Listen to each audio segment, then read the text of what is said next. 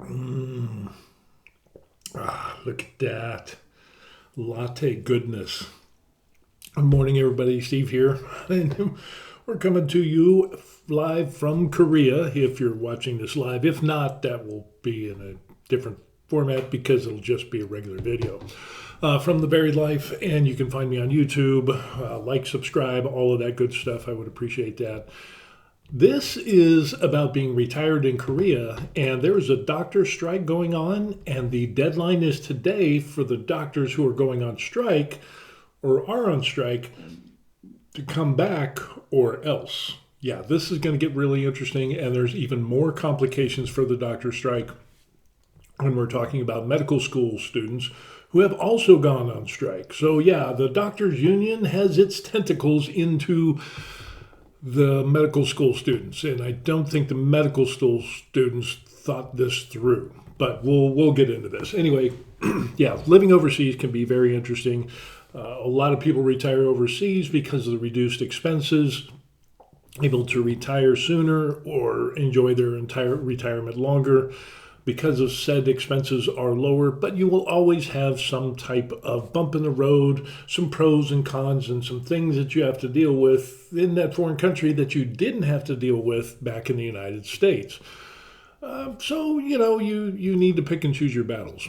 One of these things that I've noticed is that medical care here in Korea has been great. It is the best care that I have gotten. However, with that being said, I also see that the Korean medical system is woefully overburdened. And there's a number of articles that talked about that the resident doctors are being severely overworked, working 80, 100 plus hours a week, doing 36-hour shifts, which normally in the United States you do a 24-hour shift at times. So, yeah, it is really, really overworked for the country. And part of that is good because of the sheer volume that the doctors have to deal with. Doctors are seeing up to 100 patients a day where, unfortunately, they can only spend 3 or 4 minutes per patient. Now, can things get missed with such a short amount of time? Yes. So, yeah, you can tell that the system is being overworked. And if you go to the major hospitals like Samsung Medical Center or the big hospitals in Korea, where teaching hospitals and so on and so forth with the newest technologies and all of that, going there is like going to a crowded train station during rush hour or crowded subway system during rush hour. It gives you that exact same feel. And it's like, oh my gosh, it is really an affront to Americans that go there because it's such an odd feeling. You don't get that in American hospitals. I swear, it's honestly, it's like rush hour traffic. You have wall to wall people going down the halls, and I'm not talking like small hallways. I'm talking like huge hallways, and patients are being pushed through as well. And it's just like, oh my gosh, it's like herding cattle. It is such a huge volume of people that they deal with. It is utterly amazing. But yet they're able to handle a lot of this volume. But the problem is they're getting to this point where they can't. And that is reflected in the patient times, that is reflected in the doctor-patient ratio. So what happened here in Korea is they end up that these resident doctors have gone on strike and they're complaining about being overworked, which they are. This is no joke. You just have to look at the facts, and it's true that they're being overworked. They also complained of being underpaid, which the resident doctors from the articles that I've read online is about $3,000 a month up in Seoul, and that's after taxes, but they're resident doctors. But on the other side of the coin, when was the last time these resident doctors had a pay raise? That also comes into play because we've seen a rise in goods and services and expenses over the years, and especially now that we're in a recession, that, how long has it been since they've had a pay raise? So that's a valid concern in my opinion. But what this doctor union did was say, hey, we're going to go on strike, and the main reason is that the Korean government wanted to add more doctors or add more medical school students to be able to go to medical school so you would get more doctors because they're woefully short. I think Korea is like last on the list of developed countries for doctor-patient ratio. It's like 2.6 to 1,000, which is super low. I think the lower, there are one or two countries below, but I think it's like Turkey and I don't know, something else. It's just for a developing country, for a developed country to have such a low doctor-to-patient ratio really shows that the system is bursting at the seams and these doctors are overworked. So anyway, but the thing is, the Korean government said, hey, we want to add 2,000 more doctors, which if you do the math, they have 100 teaching hospitals, and the doctors union is saying, no, we don't want more doctors at all. And this has been excuse me. This has been historically true of the doctors union, saying that, no, we don't want more doctors. No, we don't want more doctors. Previous administrations have kicked this can down the road to let another administration deal with it. And now we have this administration where, yeah, he's not taking any crap. And it's like, we're going to fix this. This is a detriment to the Korean people as a whole, not getting service, not getting, proper medical care, which they deem is really important. So they want to add on the number of available doctors. But the Korean Doctors Union says, no, we don't want new doctors. They don't even want new doctors to replace doctors that leave through natural attrition. So in other words, when they retire or die or leave, being a doctor or whatever, quit because they, it's not what they thought it was, or something happened. They don't even want doctors to replace the doctors that leave naturally and retire. So that tells you that something is awry. Something is not right. It sounds really crooked. And there, like I said, there's a history of these doctors, this doctors union doing the same thing ever since 2000. So over the years, they have rejected the call for increasing the number of doctors in Korea. And it's painfully obvious that they need them. So anyway, they went on strike. I think we're like on day 7. And about 9,000 and some odd resident doctors turned in their letters of resignation and walked off the job, which has put such a strain on Korea as a whole. And the people that are paying for this are the normal everyday working people.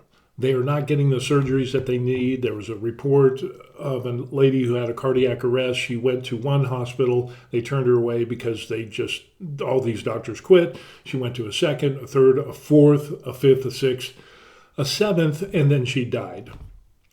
There's cases of people not getting cancer surgeries that they needed. There's cases of people not getting chemotherapy and other surgeries. It is just, people are scrambling to try to get appointments. And unfortunately, it's the everyday people that are paying the price for this squabble that we have. Regardless of who's right or who's wrong, the people, the fellow Korean citizens are at risk here. So the government wants more doctors. The doctors union doesn't want more doctors, but they want more pay. Okay, if you haven't had enough pay, then and there hasn't been a pay raise in a while, then that is a valid concern. But the doctors union says there's no way that adding more doctors is going to help with this situation. I beg to differ. I think, now the doctors union has come out and said, well, there's, the medical system in Korea is broke and it needs to be overhauled, which the government agrees and is going to spend, guess what? $7.5 billion to fix the medical system. And what does the doctors union say?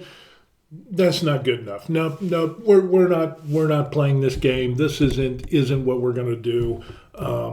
That's just not how it works.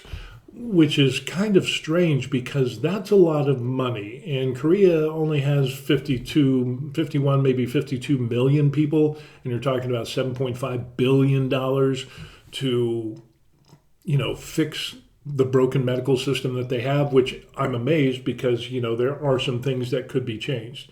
Like, for example, I think there's a lot of excess appointments and that require people to go get normal medications.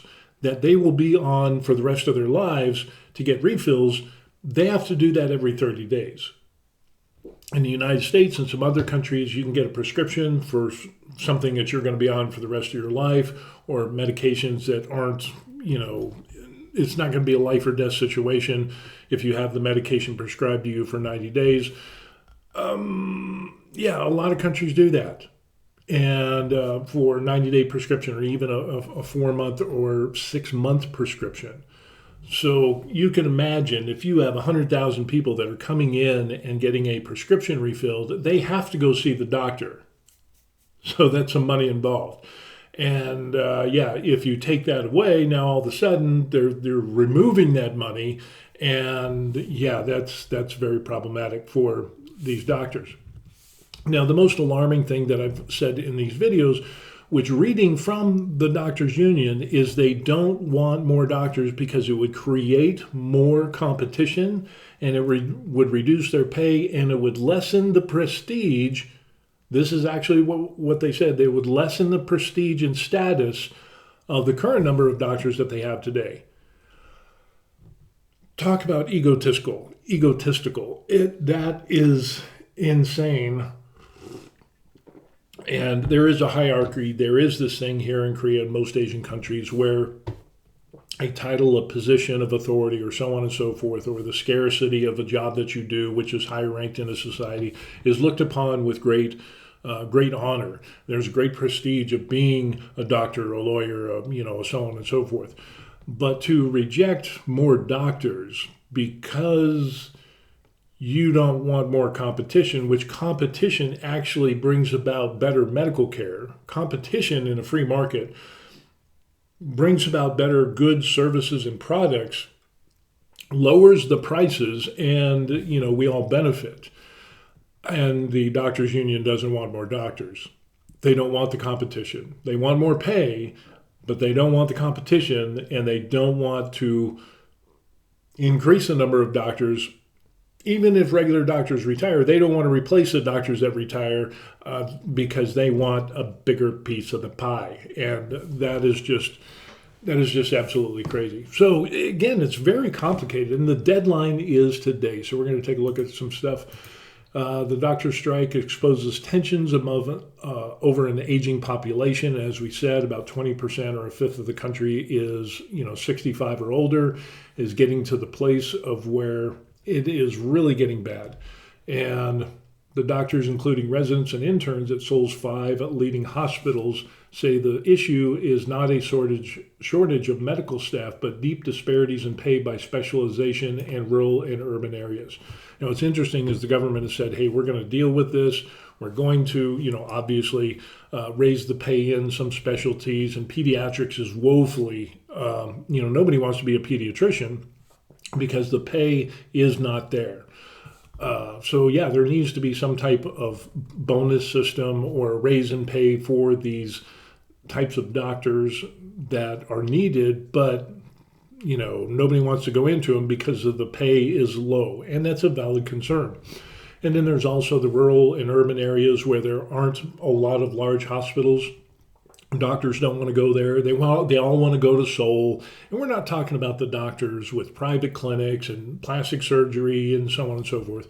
We're talking about just, regular hospital doctors, all the different departments.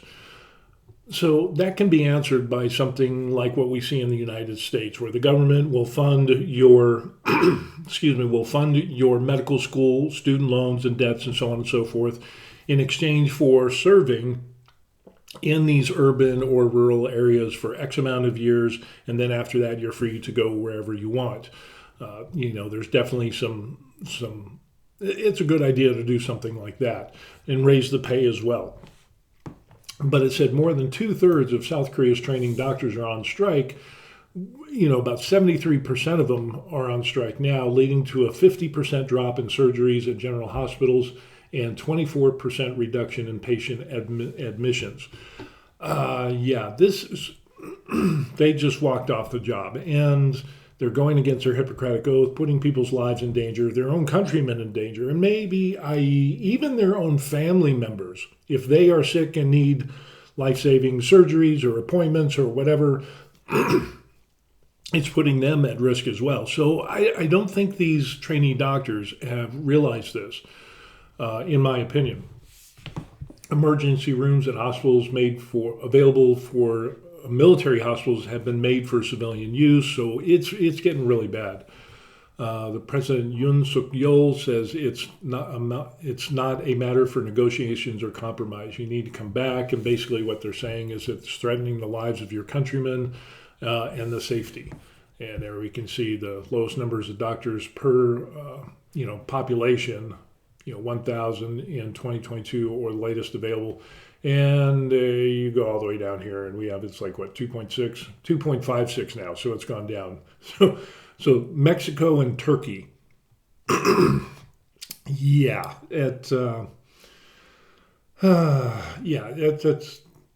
Korea is so more developed than Mexico and Turkey, and yet they're right at the bottom. They definitely need some more doctors because they do have the infrastructure. They do have facilities that are outstanding. The cleanest hospitals I've ever been to, the most professional hospitals I've ever been to. They can deal with a mass amount of volume in regards to people and appointments, and just because they've had to. They had this problem, and now they're doing the best that they can, but now they're coming to this breaking point of where the only thing that's going to alleviate this overburden is going to get more doctors. And of course, that comes along with pay and bonuses and so on and so forth. We continue on, and the country is projected to become super age society in the next 2 years, or by next year, because it's 2024. In 2025, meaning that those aged 65 or older will constitute more than 20% of the population. The population is set to rise to 25.5% in 2030 and 46.4% in 2070. In response, the government wants to raise the annual nationwide cap on new medical students by 2,000. And plan to add 10,000 doctors by the workforce by 2035. The cap was last raised. Now, this is very important. The last time it was raised was in 1998. Yeah, that was a minute. It's been a while. The proposal is fiercely opposed by the Korean Medical Association, which accuses the government of failing to address failing pay and deteriorating conditions for trainee doctors. If the pay is a problem, then they need to be paid more. And I searched, and I can't find when the last pay raise was for resident doctors. I can't find it anywhere. And my wife has looked for it. She can't find it either. So I don't know if that's a highly regulated secret.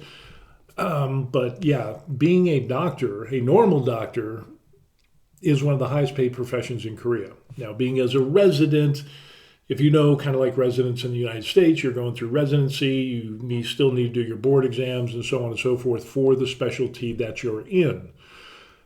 That takes a little while, and you get underpaid. People in the United States work 60, 80 hours a week. They say there's a cap on it, but I know my daughter is a doctor, and many times they skirt that little limit of how many hours you can work, working doubles, 24-hour doubles, and so on and so forth. In Korea, the doctors work 36-hour shifts. And 100 hours a day, and see 100 patients a day, but they only spend 3 or 4 minutes per patient.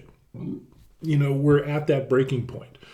So, there comes a time there's only so much reform you can do within a medical system. Like I said, I think with prescriptions you can upgrade that, and that would alleviate a lot of the burden. But still, in light of the need for doctors because of the aging population, when you get old, you get more appointments. And I'm in good health and I have more appointments. It is definitely something that needs to be taken care of. Let's see, what else we got? South Korean healthcare system suffers from large pay disparities between specializations.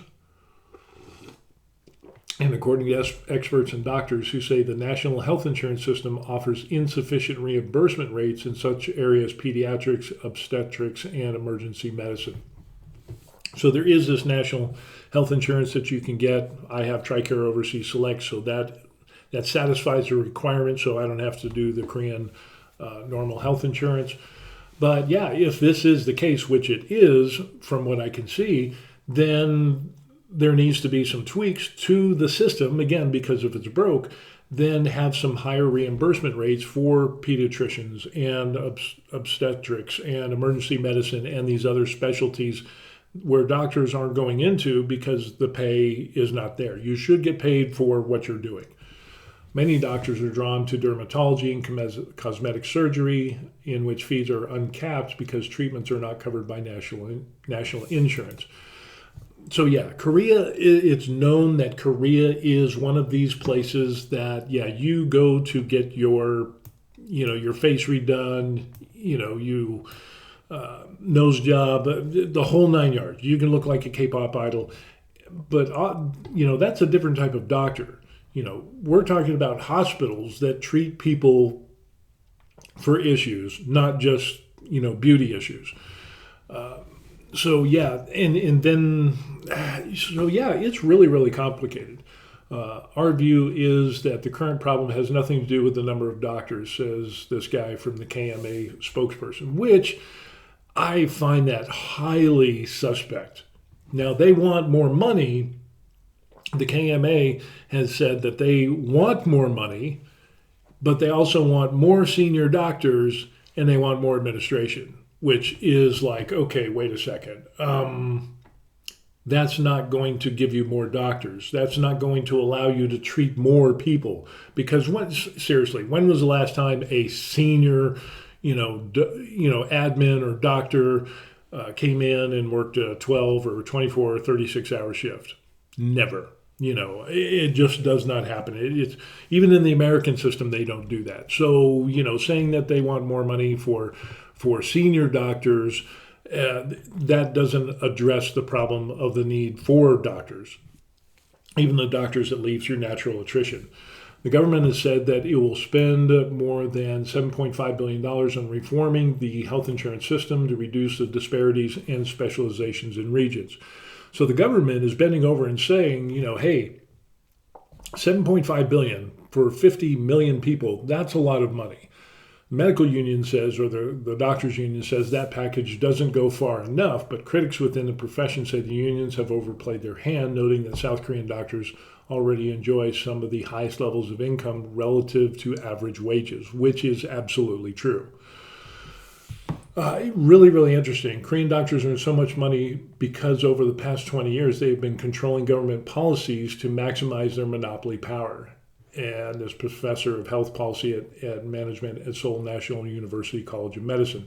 To this, I would agree because there is a history of the doctors union holding all of the cards, and their reach is so far that even medical school students, 73% of them have gone on strike as well. But there comes the rub. Medical school students in residency, this is going to get a lot more complicated. So anyway, everybody seems to agree the country needs more doctors except the doctors themselves, and which is absolutely true. It has actually gotten to the point where the doctors have said, we want more money, but we don't want more doctors because that would create competition and it would lessen the prestige of the current amount of doctors that we have now. If you add more, that takes away from the fame and the prestige and the honor of being a doctor. My wife and I, our jaws physically dropped when the spokesman for the doctors union said this. And it's like, that is insane. Talk about ego. That's crazy. When you can't see the forest through the trees, there's a problem because you hold yourself in such high regard that you don't want to share the fame of being a doctor with other doctors, people who want to be doctors. I just don't get that. I mean, that doesn't make any sense at all. The doctors and the Hippocratic Oath is to treat people. And that is their primary goal. The primary goal isn't to be famous and be honored amongst men and women and, oh, look, I'm a doctor. And if there's more doctors, suddenly their status goes down. No, it's about service to your fellow man. I don't know. It's just kind of interesting. So here's some other stuff we're going to take a look at. So what's next? Well, the government ended up saying, well, here's the situation. Let me see if I can make this. a little bit smaller. There it is. Okay. So Park, the Vice Health Administrator, said the government won't seek any disciplinary actions because remember, the medical school students, the resident doctors turned in letters of resignation. The hospitals didn't accept or process the letters of resignation. They're kind of like they're kind of like Sweden. Oh, we're just in the middle. We're not really whatever you guys want to do. We'll just kind of hold the papers. It ends up that there are disciplinary actions that can be taken, but they ended up saying that if you return to work by today, and today's the deadline here in Korea, the 29th, the last day of the month, all will be forgiven by the Korean government. And if they return back to work, and they will address these things, or they promise to increase pay and so on and so forth. So that'll be interesting. But he warned anyone who missed the deadline will be punished with a minimum 3-month suspension of their medical license and face further legal steps such as investigation and indictments by prosecutors. And still, the strikers aren't likely to back down. However, what is really interesting is we get to the point is that 3-month license suspension, you might think, 3 months, what's the big deal? Oh, that is a huge deal. And let me tell you why. Because if you miss 3 months of your residency, any long period of time, you have to do that year over again. Wow, interesting. Talk about some leverage. Now, how does this play out for the medical school students? This is where the more complicated, this is such a complicated type thing. Medical school students, 73% of them have dropped out and said, we're not coming back until, these things are addressed, blah, blah, blah. Just shows you how far reaching the medical union has and the power that they have is that they can influence medical school students to stop going to school, which means they're not going to be paying on their student loans. And let's say worst case scenario, these medical school students get kicked out. Do you think the Korean Medical Association, the doctors union, is going to have their back when they quit and they don't go to medical school and they can't be a doctor? Absolutely not. In other words, they're pawns of the Korean Medical Association, in my opinion. Their unions are good because they can address things, the abuse of employees, low pay, bad working conditions, so on and so forth. But there comes a time, kind of like in the United States history, where unions stepped across the line and became monopolies and corrupt organizations where they're more concerned about money for themselves and the people at the higher end, which, oh, by the way, the KMA says we want more money for senior doctors and administration, but we don't want any doctors to help alleviate the overburden. Because doctors will lose the prestige that they have now if there's more doctors, as if that's some quantitative thing. And then they say competition is bad, and we don't want competition, and it'll be lower pay, blah blah blah blah blah blah blah. So you're complaining that you're overworked, but you don't want more doctors. See the conundrum there. See the doublespeak. It doesn't make sense. So anyway, yeah. So the situation with the medical school students, when they leave, guess what? You're not going to medical school, and you quit. In Korea, there's an 18-month mandatory military service. So really, if these medical school students who have walked out and said, "Yeah, we're for the union, yay," and we're listening to the to the puppet master that's pulling our strings, if they quit, they have to do their military service. And it's like, wait a second, whoa. Because as it is now, as a medical school student, you can do your medical school, you can go to a military hospital, you can do your residency there, you can do your military time as a military doctor, and then when you're done with your 18 months, then you can go and be a doctor and do normal civilian doctor stuff. But now, faced with this, hey, if you quit school, well, you're not employed and you quit your school, seems like a great time for you to do your military service. And it's like, so yeah, throw that into the mix. That is absolutely crazy. And then, the 3-month suspension, we already talked about how residents would have to redo that year of residency. There's also a law on the books in Korea to where, for some reason, it's tied to the medical system that if if you're doing the medical thing and you're going to become a doctor, then you only do 18 months of military service, but it's going to be in a military hospital and kind of like residency and work in. And then after that, your 18 months, you can go do civilian doctor stuff. There is a law that says that if you don't meet these demands that you agreed to when you go to medical school and become a doctor, and in regards to your military service, the punishment for that is something like 35 months of military service. So if you stop being a doctor, guess what? The punishment is that you're going to do more mandatory military time. How do I feel about that? If everybody has to do 18 months, at least males, then you should have to do 18 months. The punishment, I don't feel good about that, of punishing somebody with more military service than the normal people. You should just do your military service. If there's punitive actions, it should be done in the form of fines and things like that. But without a doubt, from all the information that I've gleaned over the internet, it ends up that today is the day. And what ends up happening is that the Korean government has sent texts, they've sent letters, they've dropped off flyers or documentation saying, hey, you need to come back to work. This is a stipulation. If you come back by the end of the month, all will be forgiven, and we're going to work on this and address your grievances, so on and so forth. The next step is to hand these documents in person.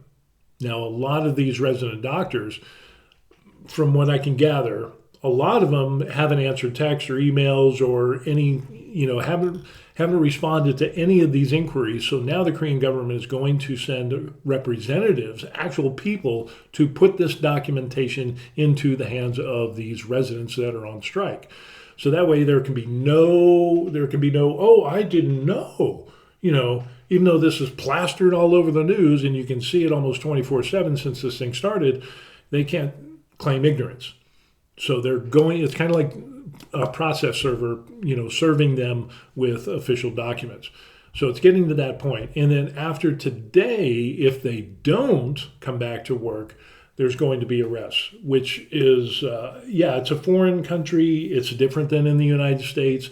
I know a lot of people are saying, well, you shouldn't have to force, it should be illegal to force anyone to work against their will. That I agree with. But then there's the Hippocratic Oath, and it's clear that they've gone against the Hippocratic Oath of treating people, and where the patient is the priority. And there's different ways to address grievances and pay and so on and so forth. But which I think is valid concerns for Korean doctors. Absolutely 100%. Doctors aren't getting paid enough. Residents aren't getting paid enough. The problem comes when the doctors union absolutely, unequivocally does not want more doctors, even to replace the doctors that leave through natural attrition. That tells you something is afoot. But so what are some of the punishments that can come from this? Well, this is some of the stuff here. South Korean's medical law allows the government to issue back-to-back work orders to doctors when it sees grave risks to public health, which is what we're seeing now. Those who refuse to abide such orders can have their medical licenses suspended up to a year. Initially, they're talking about 3 months, which would, make them redo their residency year, which would increase their student loans and so on and so forth. And also face up to 3 years in prison or 30 million won, which is about $23,000.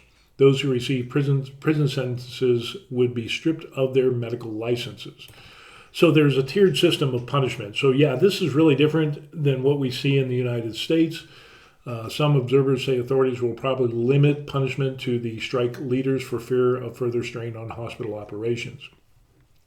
Doctors are the highest paid profession in South Korea, and trainees walkout has so far failed to win public support because 80% of the Korean people are like, yeah, we need more doctors. You need to go back to work. But I've also heard a lot of Korean people say that, yeah, they should be paid more. When was the last time they got pay increase, so on and so forth.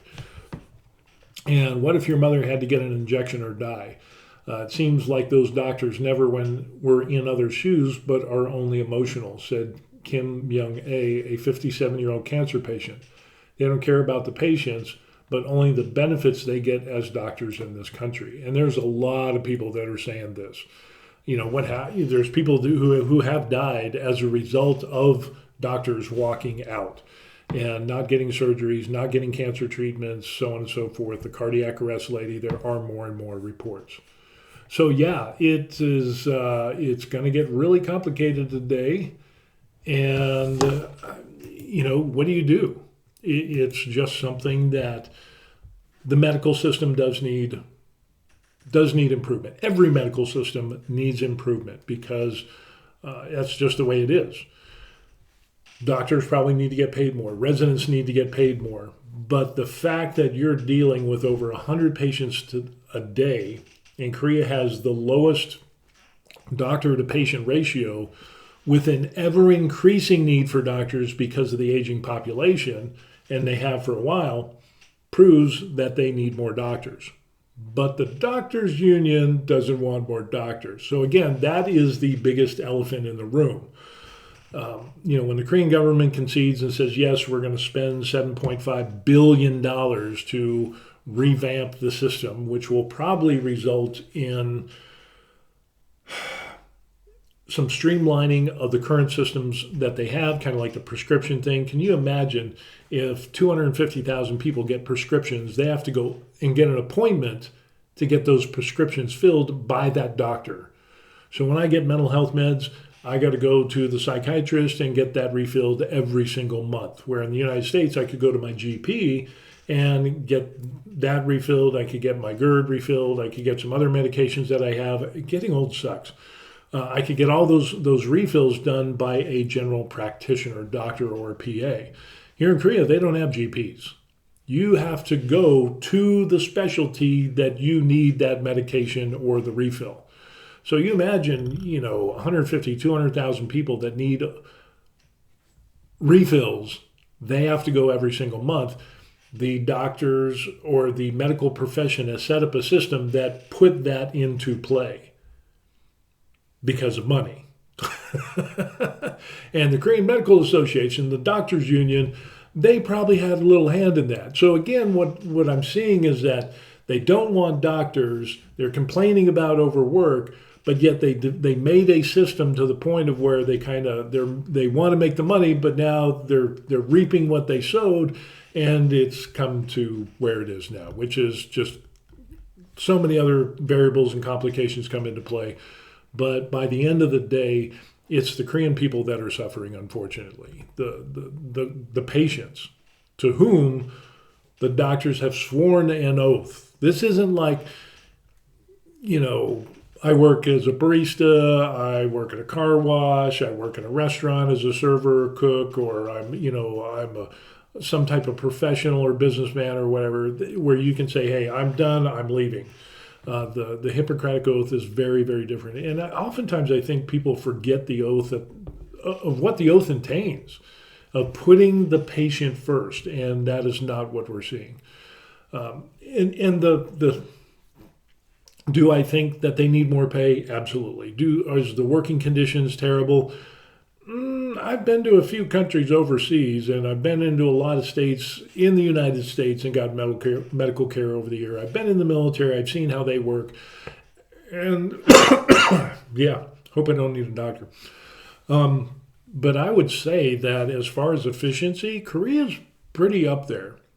But they just don't have the doctors to treat the overburden, the crazy amount of people that they have to deal with as patients, because it keeps getting more and more and more. And again, the medical system is broke to some degree because a lot of doctors don't want to go to those urban and rural areas where there's not a lot of doctors. there's no incentive to go because a lot of doctors want to go to Seoul. That's just the way it is. Seoul is this mecca of an epitome of the success. And so a lot of doctors don't want to go to these smaller towns or regions or cities. And I think that's part of the problem as well. Seoul has some of the highest expenses in the country.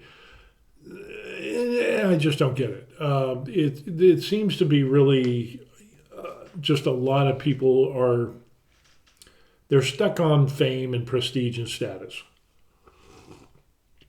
A lot of Koreans got to have the newest car, the newest watch, the newest this, the newest clothes, and they'll spend, hundreds of thousands of won. I mean, hundreds and thousands of dollars for clothes for babies that will, pay $150 for a baby shirt that in the next year they won't be able to wear because it's the newest thing and they're all about having the new stuff. And it's to their detriment, I think, a lot of the time. They're not saving for retirement. A lot of Koreans are dead. But, status and appearance is the thing.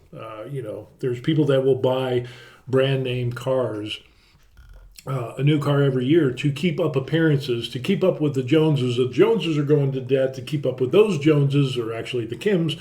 And it's just this never-ending vicious cycle. And I think part of that is a cultural problem as well that kind of ties into this. So, yeah, like I said, it's really complicated, but the deadline is today.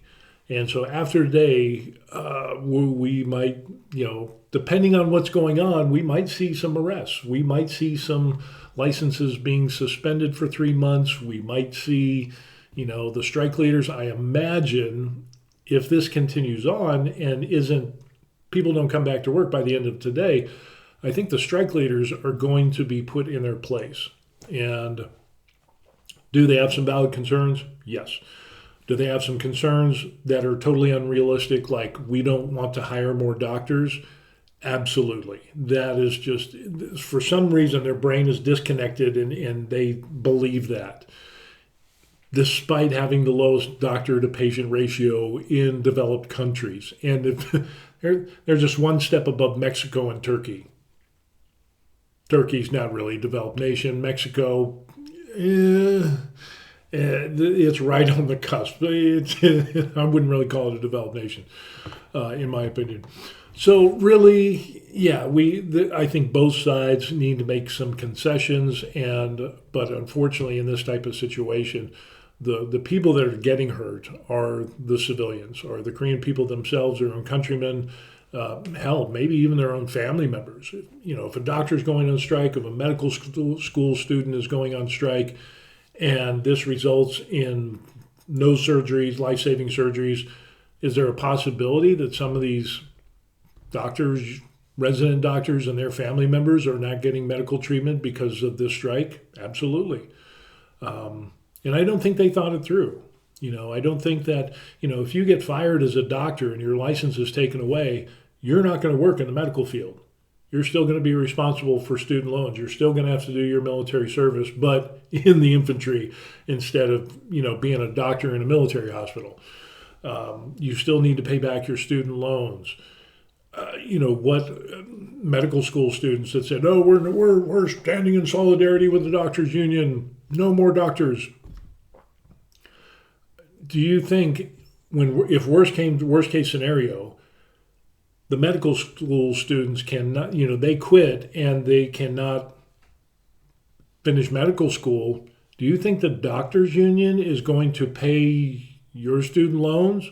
Do you think the doctors' union is going to pay for, I don't know, your utilities, your rent, your food, your credit card bills and so on and so forth, your living expenses? No, absolutely not. So that shows that the puppet masters are doing their puppet master things at the expense of medical school students and resident doctors.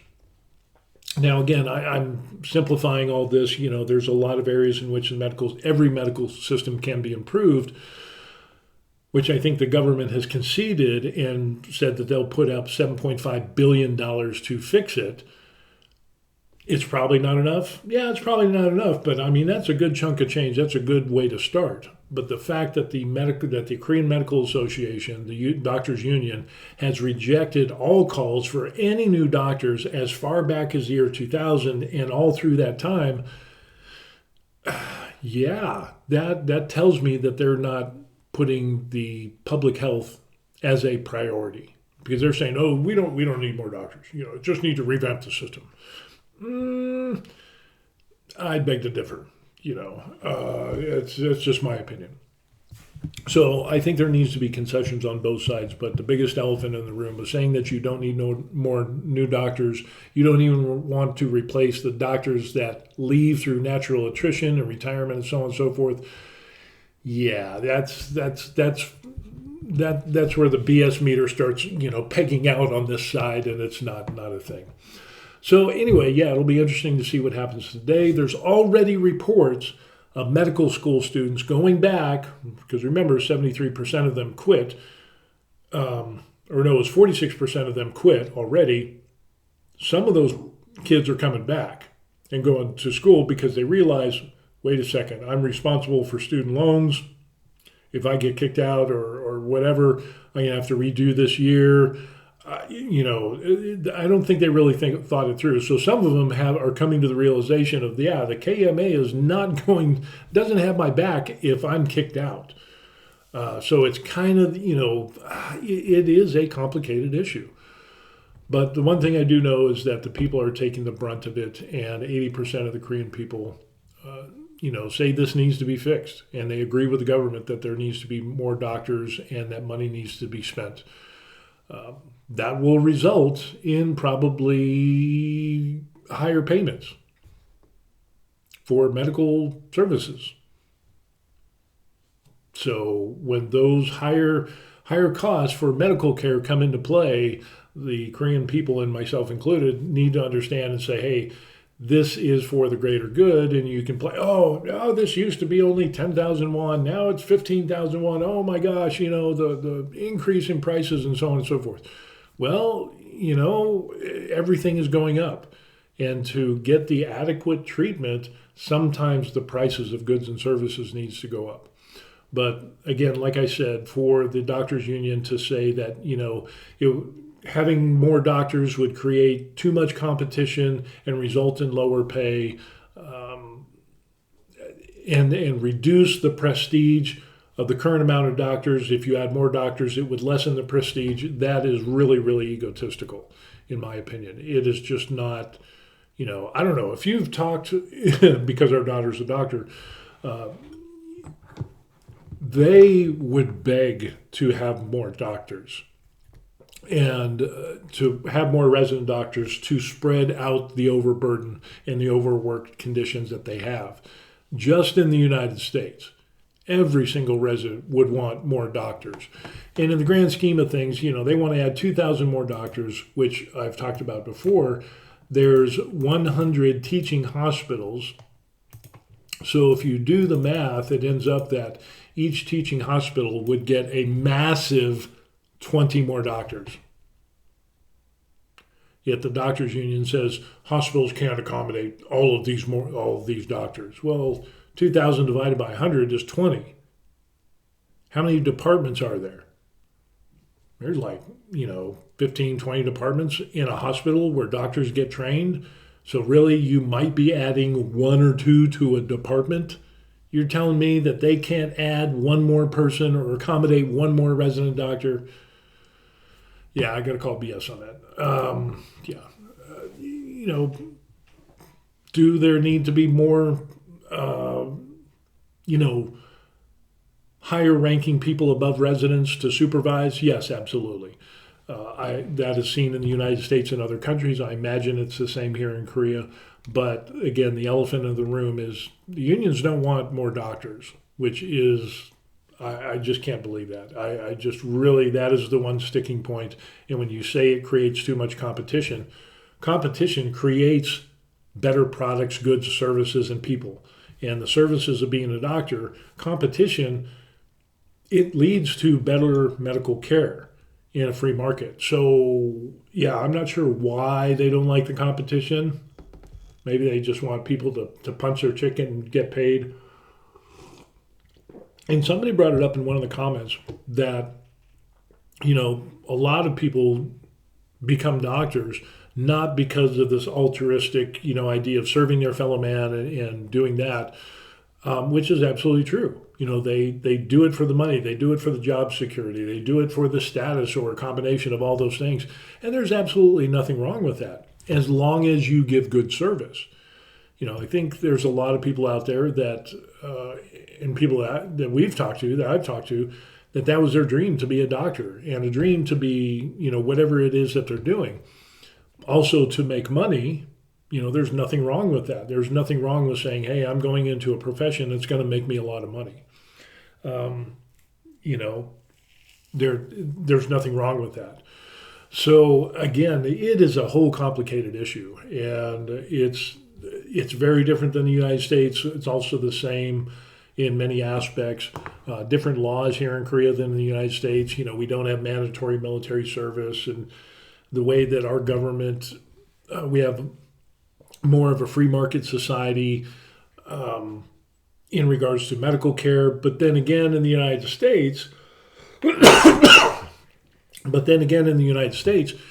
have hospitals that are charging thousands of dollars for a bag of Ringer lactate, for an IV fluid, where they can just arbitrarily charge any amount of money, And that's why in the United States, we're starting to see medical reforms of saying, hey, hospitals, you need to tell the patient how much, everything that they got and goods and services and IVs and needles and the whole nine yards. When you start charging, $100 for a syringe, and the syringe costs, 10 cents or something like that. Yeah. And there's a sliding scale of we're going to charge whatever we want. On the opposite end of the spectrum, when big conglomerates end up being monopolies of the medical system, and then it's abused in that manner as well. So from, having a regulated system here in Korea, which tries to keep all those costs within a normal range and not be abused like what we see in the United States, there's something to be said for that. There needs to be a system of checks and balances so that the people aren't screwed and bent over. It is a very, very complicated issue. But this is what's going on, and we'll let you know what happens tomorrow. And Lord willing, we'll get some relief. That there'll be some reforms. We'll get more doctors. The resident doctors will get some more pay. It's a doozy. So that's what we got going on. So being retired in another country has its own quirks, has its own issues and bumps in the road, but for the most part, there's pros and cons with everything. Now, would I trade? Somebody left me a comment and says, you're going to regret retiring in Korea. And that was it. And that was the comment. And I was like, been here over a year, and so far, I'm not regretting it. Because the alternative, ultimately, worst case scenario would be to stay in the United States and still work and not be retired. I'm retired, and I'm able to be retired because I'm here in Korea. But apparently this guy thinks that I'm going to regret retiring in Korea, but I've enjoyed an early retirement because of Korea. What if Korea changes their immigration plans or whatever and I get kicked out? Well, then I have to have a plan B and find another country, or we have another country in mind, a couple of countries to go retire and stay retired. So in the grand scheme of things, life isn't 100% guaranteed. Things will change, kind of like doctor strikes, kind of like immigration laws, kind of like taxes. We're seeing a lot of places where Thailand is going to be taxing all foreign income. Whoa, that just blew everybody's minds. So that's coming into play. And somebody left a comment saying that Portugal is now going to tax foreign income, but I haven't verified that. Immigration laws change. So, there's a lot of things that happen that change over time. And as much as we would like things to stay the same forever, that's just not what we see in the world. So you got to have a plan B. But as to say, I regret retiring in Korea, no, not yet. And if things change, I'm not going to regret it because, again, I'm still retired. I'll go to another country and retire there. And maybe it'll have better medical care. Maybe it'll have less. I don't know. But the fact that I can be retired with the income that I have and be able to retire early, I don't regret that at all. It'll just be another part of my journey. And I'll tell you, as much as I don't want to move, I want to settle down here and be done with it. I do realize that there might be a time of where sometime years later down the road, we might move from Korea. It's just the way it is. But the alternatives, go back to the United States and work. Yeah, it's I'm enjoying retirement. So yeah, and maybe this person who said I'm going to regret retiring in Korea, I asked them a question. What would I regret? What are some things? Is it through personal experience? Maybe they had a bad experience and they got a bad taste in their mouth. I don't know. I'm still looking for a reply to that, but it would be interesting to see, why they think I would regret retiring in Korea or retiring overseas, and just as a general idea, versus staying in the United States and working until I'm in my 70s, and still maybe even then, 3/4 of the seniors are putting off retirement because they don't think they can make it in the United States. There are a lot of seniors that are surveyed that are saying, yeah, I'm never going to retire. I at least have to have a part-time job to be able to survive. So retire overseas and retire early, have some bumps in the road versus work until I'm in my 70s or more and still try to hang on to a part-time job. Yeah. Which one would you pick? So, and some people might stay and work until they die. I don't know. Some people, I guess, like that, and that's their choice. But that's not my choice. I'll tell you that right there. Okay, so anyway, we're coming up on an hour, and that's enough rambling for now. So anyway, put your comments in the comment section down below of what you think about this. What are some ways that the Korean medical system, if you have experience in this or know about it or lived here or whatever, what are some things that they could do to alleviate the overburden? How they could revamp the current medical system that they have. Not that anybody's going to listen to us, but it's good to bounce ideas around. And especially, I think that's one of the benefits of the internet and being able to discuss things like this is that maybe with, enough good ideas, maybe some of these ideas could be implemented. I don't know. Maybe, maybe not. But honestly, I would like to hear from you and see what you all think. Even the opposing views. There are some things that are like, yeah, I see what you're saying, and I get that. But there's definitely the elephant in the room of how can you justify not hiring more doctors? So, yeah, a complicated system and situation nonetheless. So anyway, that's it. Like, subscribe, do the channel. I do some hobby stuff. I do some fitness stuff. As I'm retired, I got to do something besides going to the gym and doing these videos. So that will be it. And tomorrow will be another day, and we'll see what happens. So we'll see you then. Peace. Yep. Another day.